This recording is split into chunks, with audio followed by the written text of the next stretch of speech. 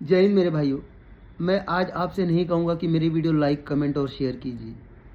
मैं आपसे ये कहूँगा कि अगर आपको लगता है मैं सच बोल रहा हूँ और आप मेरी बातों से सहमत हैं, तो आप इस टॉपिक पे वीडियो बनाइए, छोटी-छोटी वीडियो बनाइए और उसे सोशल मीडिया पे डालिए, ताकि बाकी लोगों को पता चले और ये अवेयरनेस फैले और ऐसा ना लगे कि एक आदमी की सोच है, ये ऐसा लगना चाहिए कि पूरे भारत की सोच है।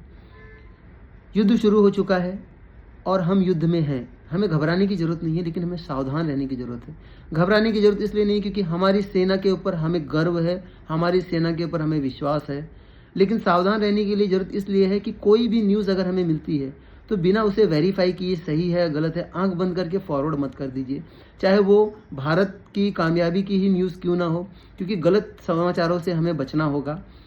दूसरा दोस्तों, इस युद्ध में बहुत खर्चा होगा, हो रहा है और होगा, और ये युद्ध लंबा चलेगा। तो फालतू के खर्चों से बचिए, क्योंकि हमारे पैसे की ज़रूरत हमारे देश को आगे जाके पड़ने वाली है। हो सकता है आपके पास इतना पैसा हो कि आपको खाने पीने की चीज़ों की कमी कभी ना पड़े, लेकिन हमारे जो भाई हैं, जिनके पास पैसे नहीं हैं, जो गरीब हैं, उनको आगे जाके महंगाई में दिक्कत हो सकती है। तो यही पैसे आगे जाके देश के काम आएंगे। इसलिए पैसे बचाना बहुत ज़्यादा ज़रूरी है।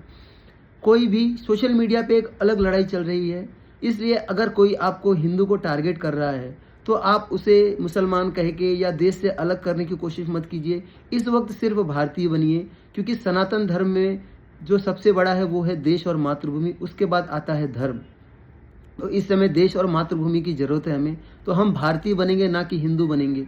ये चम्मच, ये अंधभक्त, ये मुसलमान, ये अलग जाति धर्म में इस समय भारतीयों को मत बांटिए, क्योंकि इस समय हमें एक होकर रहना है।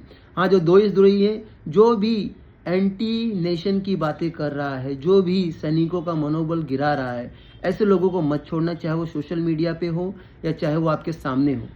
ऐसे लोगों को एक साथ इकट्ठे होकर जवाब दीजिए, क्योंकि उसकी ज़रूरत है। सोशल मीडिया पे सिर्फ कमेंट मत पढ़िए। जब आपको लगता है कि यहाँ पर आपका बोलना ज़रूरी है तो बोलिए, ये मत सोचिए कि ये चलने दीजिए, क्योंकि वहाँ पर तो वो लड़ रहे हैं, यहाँ पर हमें भी देश के लिए लड़ना पड़ेगा।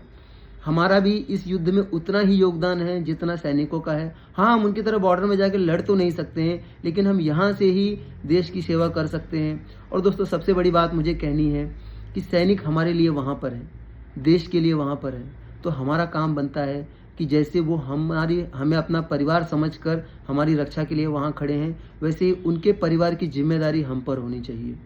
जितने भी सैनिक के परिवार यहाँ पर हैं, उनका अगर आस-पास है तो उनके ध्यान रखने की जिम्मेदारी हमारी होनी चाहिए। हम उस चीज़ को महसूस नहीं कर सकते कि किसी का पति, किसी का भाई, किसी का बेटा युद्ध में गया है।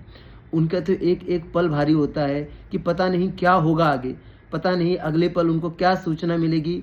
इस मुश्किल घड़ी में हमें उनके साथ रहना है, उनका साथ देना है, उनको ये बताना है कि पूरा देश उनके साथ में है, पूरा देश उनका परिवार है। हम उनके बेटे हैं, हम उनके भाई हैं और उनको कुछ नहीं होगा, हम उनके साथ हैं। तो दोस्तों, इसी सोच के साथ आगे बढ़िए और जीतना तो हमें है ही। बस ये सोचना है कि कितनी जल्दी ये विजय हो और कितना कम नुकसान हो। जय हिंद, जय भारत।